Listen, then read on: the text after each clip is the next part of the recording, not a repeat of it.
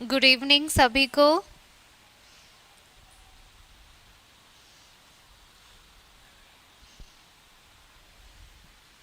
आ जाओ सभी। तो पहले हम थोड़ा सा होमवर्क की बात कर लेते हैं। आप लोगों ने जो मुझे सॉल्यूशन भेजा है वो बिल्कुल सही भेजा है, लेकिन तरीका बहुत गलत है ना। मैंने इसमें आप लोगों को एरर फाइंड आउट करने बोला था, तो एरर फाइंड आउट तो किए हो, लेकिन ये आप लोग नंबर से क्यों लिख के रख देते हो मुझे। आप लोग बकायदा उस चीज़ का स्पेलिंग टाइप करो। ऐसे 50,000 लिख कर नहीं भेजते हैं, बहुत गलत है। और अगर कोई चीज़ होमवर्क दिया जा रहा है तो उसको शुरू से लेके लास्ट तक पूरा सेंटेंस लिखो ना, मतलब करेक्ट सेंटेंस लिख कर भेजो, ठीक है। वैसे तो ऐसा क्वेश्चन आता नहीं है कि करेक्ट सेंटेंस लिख कर भेजो, लेकिन आप लोगों को पूरा लिखना पड़ेगा अभी। क्यों? क्योंकि उससे क्या आप लोगों की प्रैक्टिस होगी, ठीक है। तो मैंने आप लोगों को ये बोला था कि एक सेंटेंस है जिसको नंबर पे डिवाइड कर दिया गया है। आप लोग सभी हो ना क्लास में? आवाज़ आ रही है ना मेरी? चलो पहले जो होमवर्क है उसको क्लियर कर लेते हैं, ठीक है। होमवर्क क्या था? एक आध मैं लेती हूँ, जैसे कि ये वाला ना, क्या है, जैसे क्या था, जया जया ज्योत्सना, है ना। Jaya Jyotsna, Jaya Jyotsna went Jaya Jyotsna went to friend's house, to friend's house, friend's house, and and gave her gave her two 10 rupees note, two TWO, two 10 rupees note, ठीक है। तो ये क्या है, आप लोगों का सेंटेंस है, ठीक है। कैसे लिखा है? Jaya Jyotsna went to friends house and gave her two 10 rupees note, है ना। मतलब क्या बोल रहे हैं, जया ज्योत्सना अपने फ्रेंड के घर में गए और उन्हें 2 10 के नोट दिया। तो रूल क्या कहता है कि जब भी हमारा इस तरीके से आता है ना, जब भी अपना जो रुपीज लिखा हुआ है और उसके बाद अगर हमको नाउन मिलता है, तो नाउन होने की वजह से रुपीज का क्या हो जाएगा, रुपी हो जाएगा। सब लोगों ने करेक्ट भेजा है, लेकिन हमारा जो क्वेश्चन है वो नंबरिंग के हिसाब से आता है ना।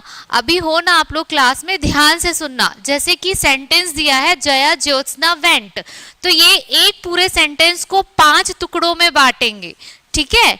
ध्यान से सुनना, एक सेंटेंस है उसको 5 टुकड़ों में बांटे हैं। कैसे? जैसे कि जया ज्योत्सना वेंट, ठीक है, इतना हिस्से को एक नंबर दे दिया गया है। जया ज्योत्सना वेंट, ये एक है, ठीक है, फर्स्ट ऑप्शन है। दूसरा ऑप्शन दिया है to her friends house, to her friends house, तो ये दूसरा नंबर है, ठीक, दूसरा ऑप्शन। तीसरा ऑप्शन है and gave her two, and gave her two, ठीक है, ये आपका क्या हो गया, ये तीसरा ऑप्शन है, ठीक। लास्ट में 10 रुपीज नोट, ये फोर्थ है, एंड आ जाएगा आपका लास्ट फिफ्थ ऑप्शन आ जाएगा नो एरर, ठीक है, नो एरर, ये आपका 5वां ऑप्शन है। समझ में आ रहा है क्या? एक मिनट, मैं ऑनलाइन आ रही हूँ।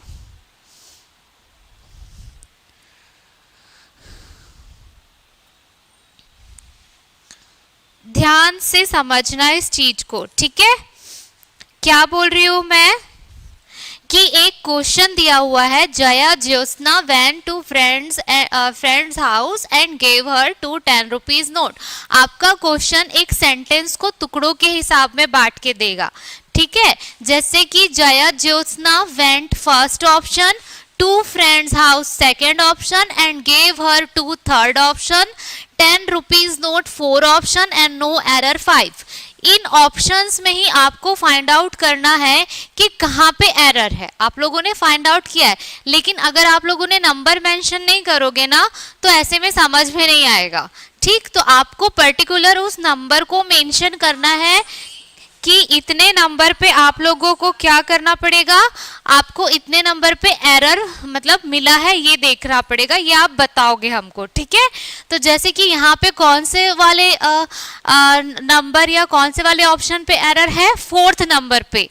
तो आप क्या करोगे, यहाँ पे आंसर करोगे मुझे, ठीक है, आंसर करोगे और लिखोगे 4th और उसको करेक्ट करोगे एट अ टाइम। ठीक है, जैसे कि क्या होगा, इसका 10 रुपीस का क्या हो जाएगा, रुपी हो जाएगा, और 10 रुपी के बीच में क्या लगेगा, डैश लगेगा। ठीक, फिर आ जाएगा आपका नोट। ठीक है, समझ में आया क्या? जैसे कि आप लोगों ने पूछ रहे थे ना कि कैसे सॉल्व करना है, तो पूरा भी लिखकर भेज सकते हो मुझे, पूरा करेक्ट करके, या फिर पर्टिकुलर उस एरर को फाइंड आउट करोगे आप लोग, उस नंबर को मार्क करोगे मुझे और उसको करेक्ट करके पूरा सही से आप मुझे दोगे। ठीक है, आप लोग जो मुझे भेज रहे थे ना एकदम गंदा लग रहा था कि 50,000 50,000, ये आप मुझे संख्या में नहीं भेजोगे, आप उसको स्पेल करके भेजोगे, स्पेलिंग लिख के भेजोगे। इंग्लिश किस पे डिपेंड है, स्पेलिंग पे ना। तो जब तक आप स्पेलिंग पे नहीं भेजोगे मुझे कैसे समझ में आएगा कि आप करेक्ट कर रहे हो कि नहीं, है ना। आप उसको नंबरिंग में करके दोगे कि 50,000 5 डबल या 4th 0, तो वैसे में मुझे नहीं समझ में आएगा कि आपकी स्पेलिंग में एस लगा रहे हो कि नहीं लगा रहे हो, है ना, क्योंकि एक एस और एक एस ना होने का यही तो ही हमको दिखाना है। जैसे कि रुपी, आप 10 रुपए लिख देते तो मैं समझ पाती क्या, नहीं, है ना। तो जब तक हम 10 रुपीज को एस हटा के लिखें तब तो हमको एरर फाइंड आउट हुआ है ना कि कहाँ पे हमको एरर हटाना है। समझ में आया क्या? कि वैसे आप 50,000 500 लगा के नहीं भेजोगे आप मुझे, ठीक है, स्पेलिंग लिख के भेजोगे मुझे, ताकि मुझे एस ई एस ये सब मुझे क्लियरली दिखे। ठीक है, और एक कौन सा था, और जिसको समझ में नहीं आ रहा है प्लीज मुझे एक बार बताओ आप। ठीक है, लाइव चैट है ना, क्योंकि मुझे एक भी चैट्स नहीं दिख रहे हैं।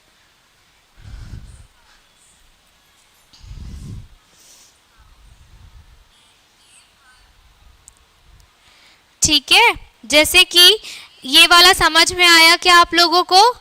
अब आगे देखते हैं, एक और दी थी मैं, क्या था उसका क्वेश्चन, क्या था, 50,000 वाला ही देखती हूँ मैं, कहाँ गया वो,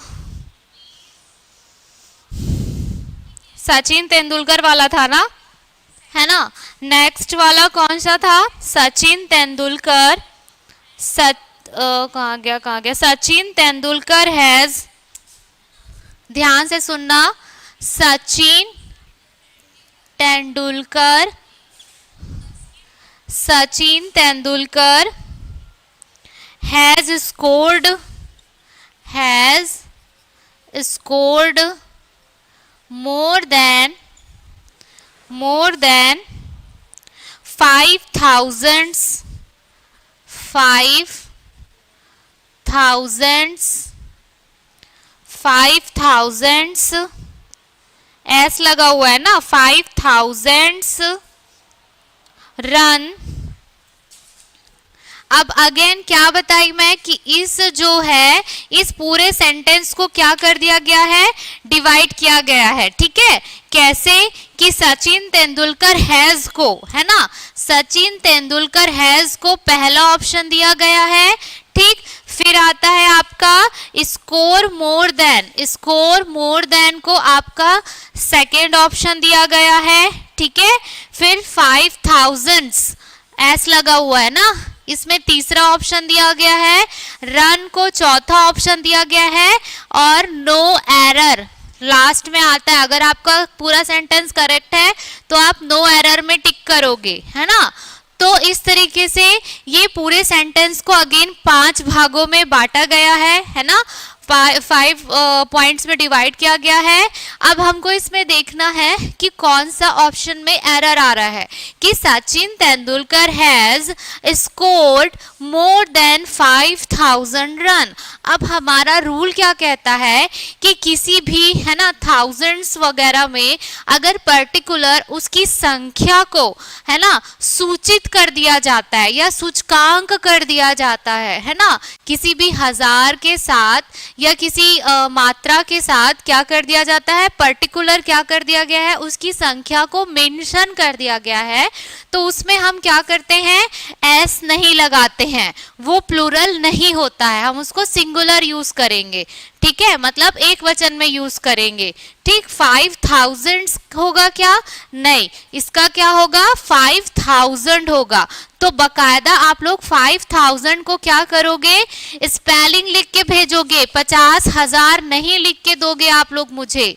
समझ में आ रहा है क्या कि किसी को अभी भी डाउट है? क्योंकि मैं अभी और बहुत सारे क्वेश्चंस दूंगी, मेरे पास बहुत सारा एक्सरसाइज है जो कि ऑलरेडी क्या है मतलब क्वेश्चंस आ चुके हैं एग्जाम्स में, तो मैं अपने से आप लोगों को वो एक्सरसाइज नहीं दे रही हूँ, जो आपके एग्जाम्स में आए हुए हैं उन्हीं को ही मैं आप लोगों को एक्सरसाइज करने दे रही हूँ। तो आप लोगों का स्पेलिंग जानना बहुत जरूरी है। ठीक है, तो आप लोगों का आंसर क्या होगा, यहाँ पे आप लोगों को ये 5 मतलब मैंने सेंटेंस को 5 में डिवाइड कर दिया था, तो आप लोग का आंसर क्या होगा 3, है ना। 3 में आप लोगों को भेजना है और उसके बाजू में क्या लिखना है 5000। ठीक है, 5000 लिखना है, ऐसा लिख के मुझे भेजोगे या फिर पूरे सेंटेंस को करेक्ट करके मुझे भेजोगे। ठीक है, समझ में आ रहा है। फिलहाल आप लोग एक काम करो, पूरा सेंटेंस को करेक्ट करके भेजो, इससे आप लोगों का क्या है प्रैक्टिस अच्छा हो जाएगा। ठीक है, तो ये समझ में आया क्या? द्रौपदी पूछ रही थी ना तुम, समझ में आया कि कैसे करना है इसको? ठीक है, तो आप लोगों का स्पेलिंग करेक्शन होना बहुत ज्यादा जरूरी है। ठीक, चलो तो अभी इसको हटा दूं और एक आध है वो भी बताऊं क्या, क्योंकि अभी आगे मैं बढ़ती हूँ और फिर मैं आज और होमवर्क दूंगी। ठीक है, समझ में आया ना कि करेक्ट कैसे करके मुझे भेजना है? आप लोग करेक्शन सही पकड़े हो, लेकिन जो है मुझे स्पेलिंग सही लिख के नहीं दिए ना, तो मुझे अच्छा नहीं लगा। आप लोग को बकायदा एरर मार्किंग उस नंबर को करना है, उस नंबर को फिर करेक्ट करके भेजना है। ठीक है, या फिर पूरा सेंटेंस को करेक्ट करके पर्टिकुलर मुझे पर्सनली व्हाट्सएप करो या फिर ग्रुप में ही व्हाट्सएप करो मुझे, और सब लोग करो यार। इतने सारे उस दिन क्लास में थे, लेकिन गिने चुने लोगों का ही मेरे पास आता है रिजोल्यूशन। बाकी लोग करते क्या हो आप लोग ये बताओ? हाँ, पढ़ोगे नहीं तो कैसे चलेगा? आप लोगों के लिए इतना अच्छा रिजर्व रहता है, उतना मार्क्स तो आप लोग ला ही सकते हो यार, थोड़ा मेहनत करके। ठीक है, तो चलो आगे बढ़ते हैं। ठीक है, रूल नंबर कितना था? तो हम लोग क्या देख रहे थे, है ना, ईच के बाद देख रहे थे, है ना, वन के बाद देख रहे थे, वन ईच, एवरीबडी, एवरीवन, ये सारा चीज हम लोग देख रहे थे। अब देखते हैं आगे वाला रूल क्या कहता है। ठीक है, नेक्स्ट लिखो, नेक्स्ट रूल लिखो,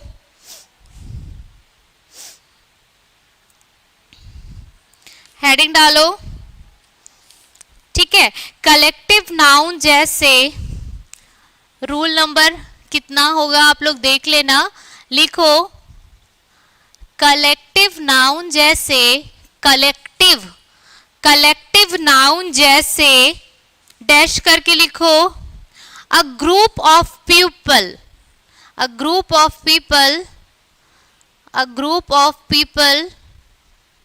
ठीक है, a group of people, sorry, a group of thing लिखना, a group of thing, a group of thing, a crowd of people, मैं लिख लूं क्या पहले? A crowd of people, a crowd of people, a herd of cattle, a herd of cattle, a herd of cattle, a flock of sheep.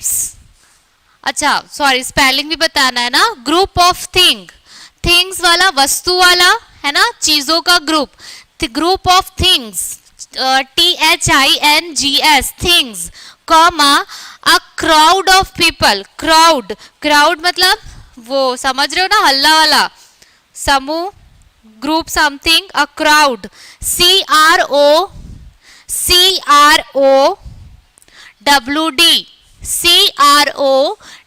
CROWD, crowd of people, a herd, heard of cattle, मतलब ए लिखना, फिर HERD, heard, heard of cattle, CATTLE, cattle, a herd of cattle, ये सब की meanings आप लोग को बता रही हूं मैं।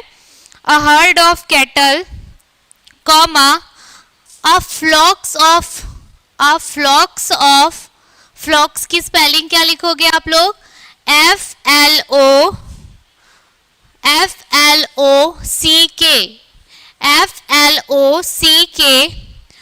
Of sheep, of sheep, a flock of sheep, FLOCK, flock, ठीक है, a flock of sheep हो गया, comma a regiment, regiment, regiment की स्पेलिंग है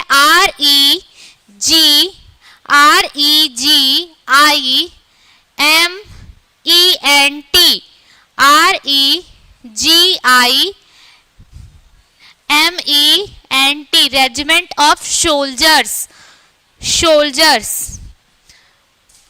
SOLDIERS, सोल्जर्स, ठीक है, सोल्जर्स प्रायः सिंगुलर होते हैं, प्रायः, प्रायः सिंगुलर मतलब एक वचन, सिंगुलर होते हैं, सिंगुलर होते हैं, सिंगुलर होते हैं, रेजिमेंट ऑफ सोल्जर्स प्रायः सिंगुलर होते हैं, अतः इनके बाद, अतः इनके बाद, इनके बाद, इनके बाद OF ऑफ, ये एक सिंटेक्स जैसा है ना, OF ऑफ प्लस बीच में धन का चिन्ह, इनके बाद of plus plural, plural noun, plural noun, अतः इनके बाद of plus plural noun plus singular verb का प्रयोग किया जाएगा, प्लस सिंगुलर वर्ब का प्रयोग किया जाएगा, प्रयोग किया जाएगा, कैसे? एग्जाम्पल से समझ में आ जाएगा, ठीक है, कैसे होगा?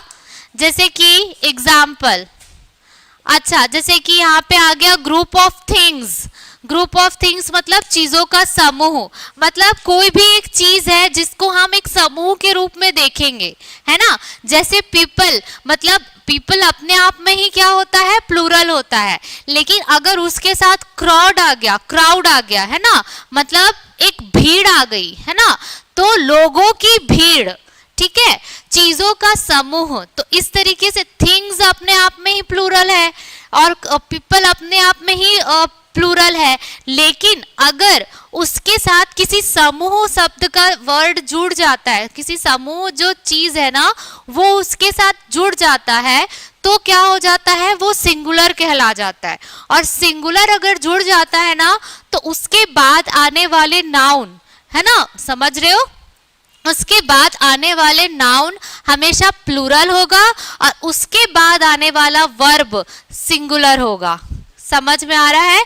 एग्जाम्पल से समझ में आ जाएगा। तो ये चीज समझ में आया। अच्छा, अ ग्रुप ऑफ थिंग्स हो गया, मतलब चीजों का समूह। अ क्राउड ऑफ पीपल हो गया, लोगों की भीड़ जमा है।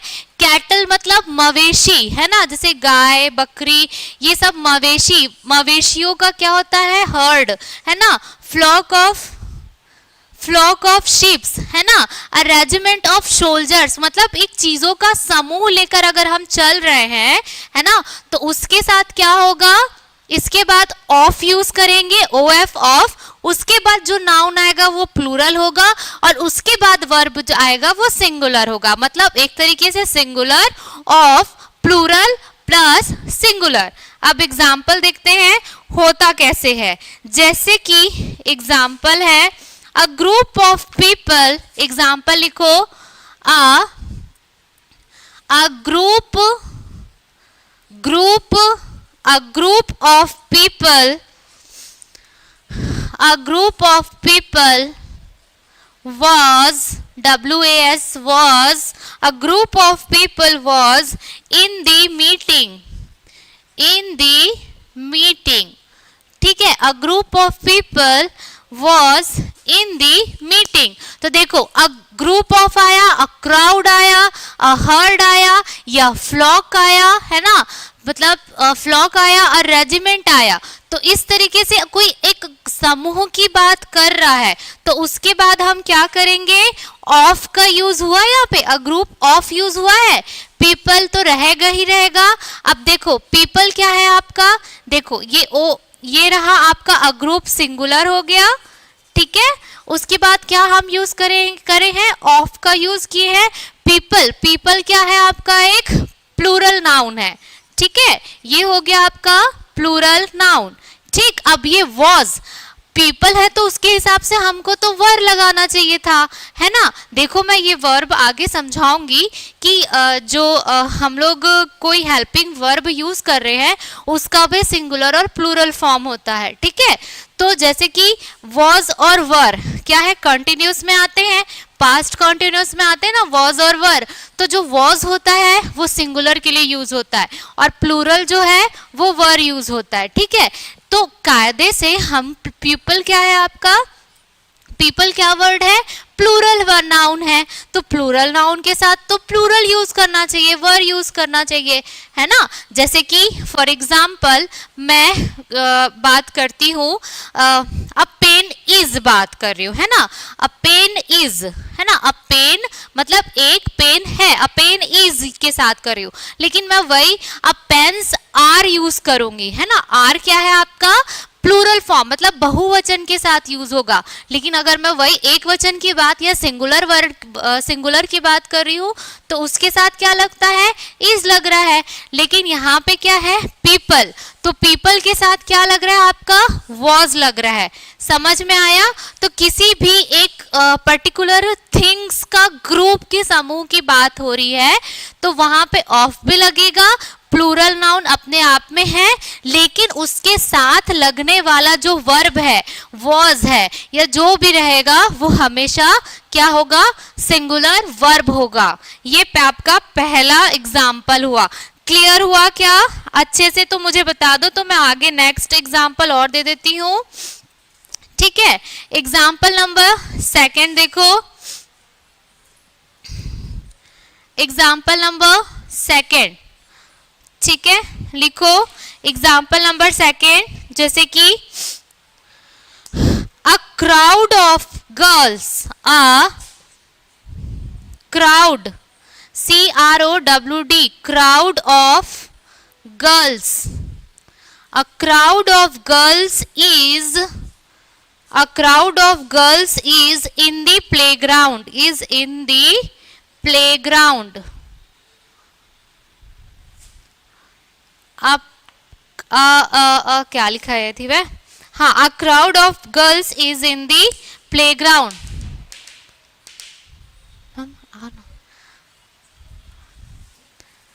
ठीक है, तो अकॉर्डिंग टू द रूल क्या बोल रहा है यहाँ पे कि जैसे कि हम क्या बोल रहे हैं? अ क्राउड ऑफ गर्ल्स, तो गर्ल्स क्या है आपका?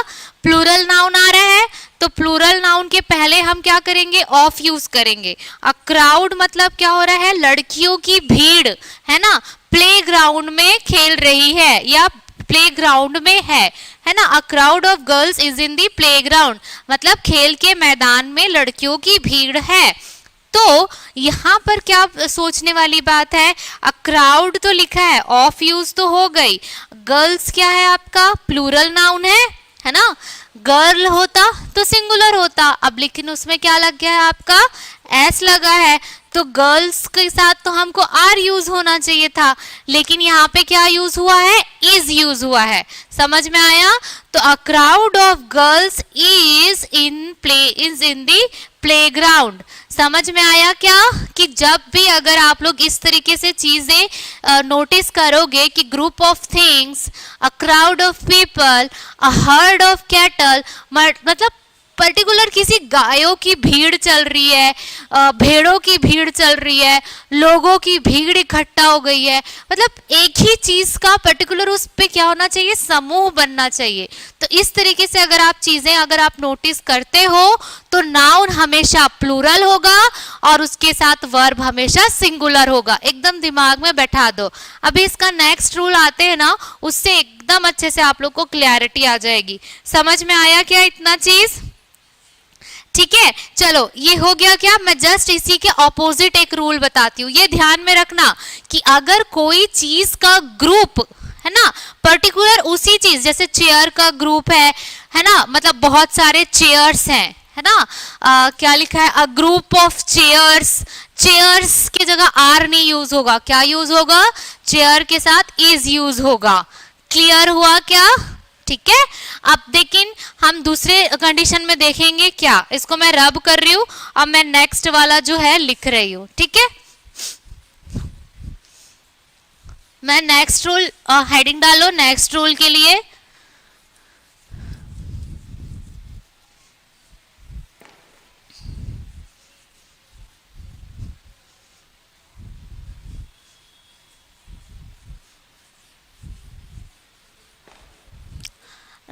साथ नहीं होगा, थोड़ा सही है।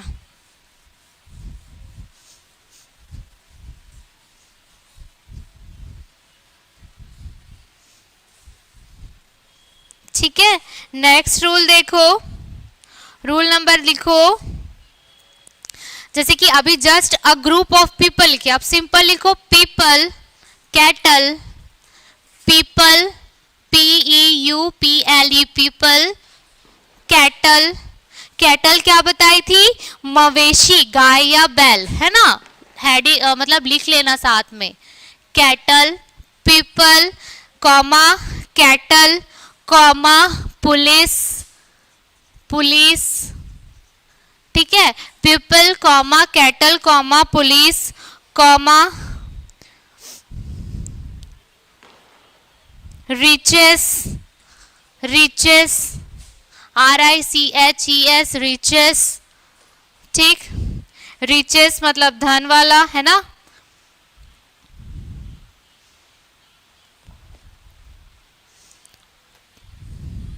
शिप्स, शिप लिखना, ship, ship, people, cattle, police, ship, riches हमेशा प्लूरल फॉर्म में होते हैं। सदैव लिखो, सदैव प्लूरल फॉर्म में होते हैं, प्लूरल फॉर्म में होते हैं, में होते हैं, सदैव प्लूरल फॉर्म में होते हैं। ठीक है, अब इसका बनेगा कैसे, एग्जाम्पल लिखो, एग्जाम्पल लिखो, एग्जाम्पल लिखो। जैसे कि for example, the cattle were, the cattle, the cattle, CATTLE, the cattle were, the cattle were, WERE, were, the cattle were grazing, grazing, GRAZING,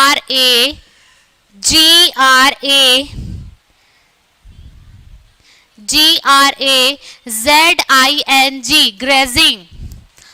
The cattle were grazing in the field, in the field, FIELD, field, ठीक है ना, ठीक है, grazing इन दी field, ठीक है। The cattle were grazing in the field मतलब मवेशी, मवेशी मीन्स गाय बैल बकरी वाले लोग, है ना। The cattle were grazing means क्या, चरना, फील्ड मतलब खेत, है ना। तो खेत में क्या कर रहे हैं, मवेशी जो है वो चर रहे हैं, ये लिखा हुआ है। तो मैंने अभी क्या बताया था कि आप लोगों को यहाँ पे क्या यूज करना पड़ रहा था कि उस समय पहले वाले रूल में क्या यूज किए थे, क्या लिखा था, अ herd of, a herd of cattle was use किए थे। लेकिन यहाँ पे देखो क्या आया है, वर आया है। क्यों, क्योंकि कैटल क्या है, अपने आप में ही प्लूरल फॉर्म है, प्लूरल फॉर्म है मतलब क्या है, बहुवचन है, ठीक है। तो बहुवचन के साथ हमेशा क्या लगेगा आपका, प्लूरल वर्ब ही लगेगा, प्लूरल वर्ब फॉर्म ही लगेगा इसमें। समझ में आ रहा है क्या। ये वर्ब मैं कल आप लोगों को अच्छे से पूरा लिखा दूंगी, थोड़ा ज्यादा लोग रहना, कल मेरा फास्ट पीरियड रहेगा, ठीक है। तो आप लोगों को मैं क्या करूंगी, जितने भी वर्ब है ना वो कौन कौन से फॉर्म में यूज होते हैं ये मैं बता दूंगी। फिलहाल समझ जाओ कि ठीक है, अभी हम क्या यूज करे थे, पहले वाले में क्या यूज किए थे, अ हर्ड आ गया, अ ग्रुप आ गया, अ क्राउड आ गया। तो इसके साथ हम हमेशा जो भी हेल्पिंग वर्ब यूज करेंगे वो क्या रहेगा, अपना एक सिंगुलर फॉर्म में रहेगा। लेकिन अगर इस तरीके से सिंपल सा अगर आपको पीपल आ गया, पुलिस आ गया, रिचेस आ गया, कैटल आ गया, ये मवेशी आ गया, तो इसमें हम हमेशा क्या यूज करेंगे, वर यूज करेंगे, ना कि वॉज यूज करेंगे। क्लियर हुआ कि नहीं, बताओ, समझ में आ रहा है सभी को। आशीष, द्रौपदी, ये वर्ब का समझ में आ रहा है क्या, किस्सा कैसे हो रहा है, जल्दी बताओ तो मैं आगे बढ़ूंगी। अगर किसी को डाउट है तो पूछ लो। यहां तक सभी को समझ में आ रहा है, वर्ब समझ में आ रहा है मैं जो बोल रही हूं, हेल्पिंग वर्ब। अरे कोई है तो जवाब दे दो।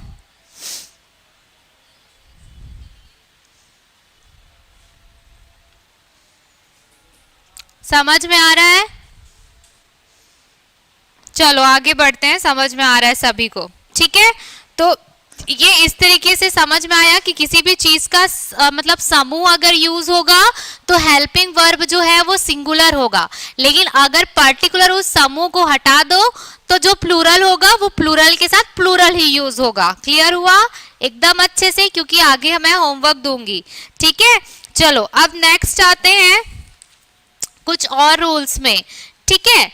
अब जैसे कि ना मैं आप लोगों को कुछ एक और पढ़ा रही हूं, जैसे कि नाउन या प्रोनाउन में कुछ ऐसा संबंध होता है, तो इसको हमने ना 4 भागों में बांटा गया है, ठीक है।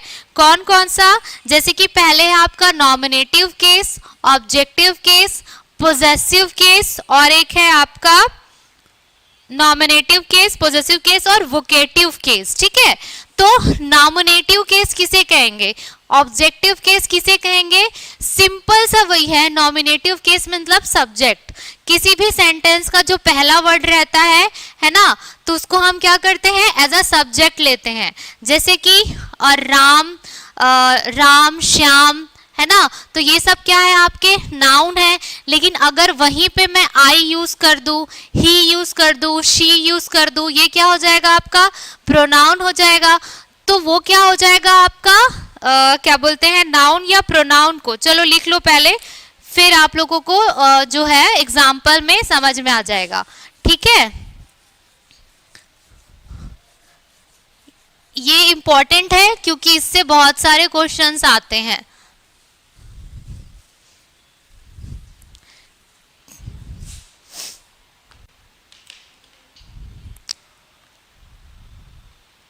ठीक है, चलो रूल पहले लिखो। केस वाक्य में नाउन या प्रोनाउन, केस वाक्य में केस वाक्य में, केस ऊपर में हेडिंग डाल देना नाउन केस, ठीक है। केस वाक्य में, केस वाक्य में नाउन, नाउन केस वाक्य में नाउन या प्रोनाउन का संबंध, नाउन या प्रोनाउन का संबंध, संबंध नाउन या प्रोनाउन का संबंध वाक्य के, वाक्य के, वाक्य के दूसरे शब्द से, दूसरे शब्द, दूसरे शब्द, दूसरे शब्दों के साथ बताता है, दूसरे शब्दों के साथ बताता है। केस क्या है? केस क्या है? वाक्य में नाउन या प्रोनाउन का संबंध वाक्य दूसरे शब्दों के साथ बताता है, ठीक है। इसके चार भेद हैं, किसके? केस के, ठीक है। इसके चार भेद है या चार टाइप के हैं, इसके चार प्रकार हैं, ठीक। इसके चार प्रकार हैं, कौन कौन सा है? लिख लो। पहला nominative case, nominative case NOM NOMINATIVE,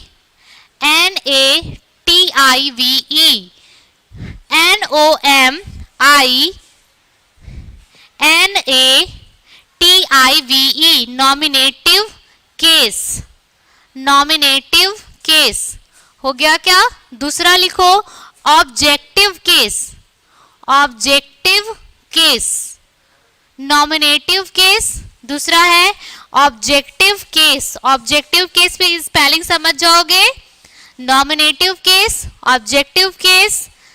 तीसरा लिखो पोजेसिव केस, पोजेसिव केस, तीसरा लिखो पोजेसिव केस। पोजेसिव केस की स्पेलिंग बताऊं क्या? पोजेसिव केस लिखो, तीसरा लिखो POSSESSIVE, पोजेसिव केस, POSSE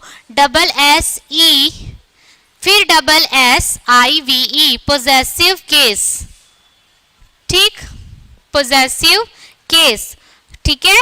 उसके बाद फिर फोर्थ लिखो vocative case, vocative, fourth VOCATIVE, VOCATIVE, vocative case. Nominative case, vocative case हो गया क्या?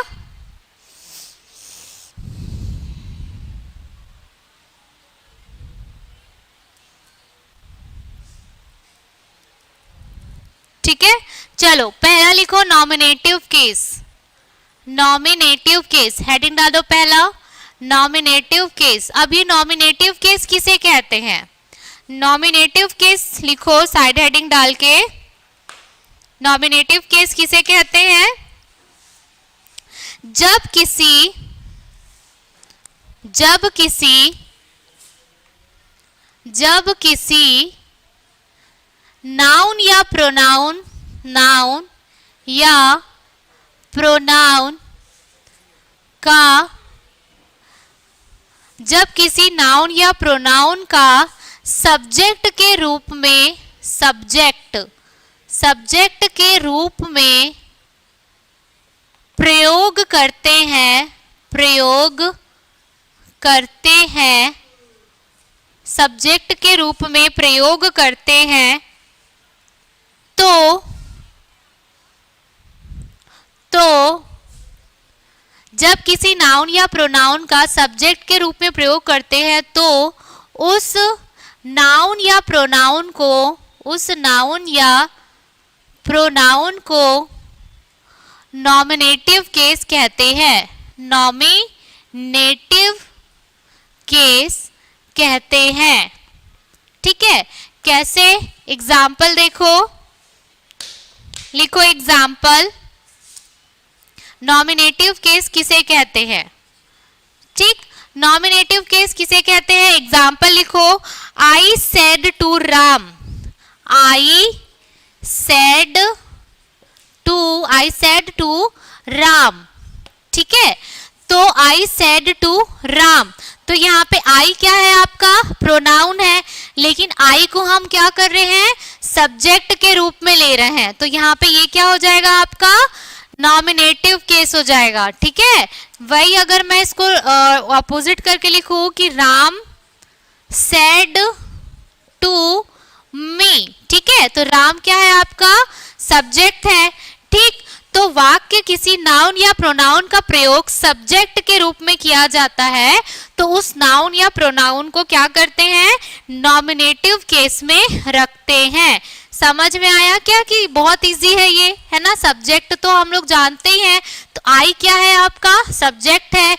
नाउन के सॉरी आई क्या है? आपका प्रोनाउन है।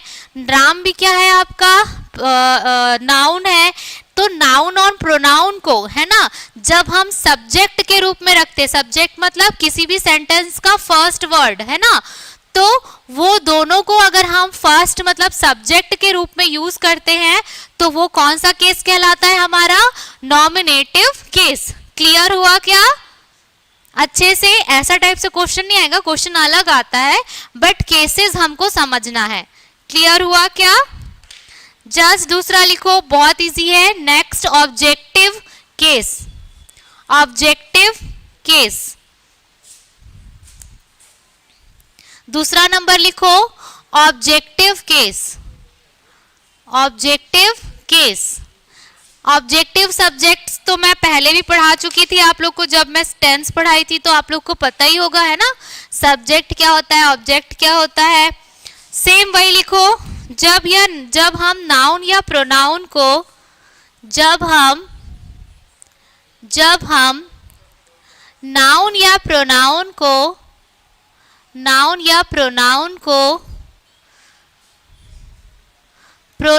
को ऑब्जेक्ट के रूप में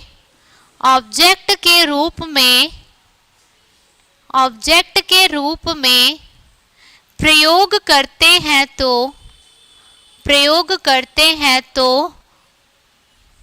ऑब्जेक्ट के रूप में प्रयोग करते हैं, तो उस नाउन या प्रोनाउन को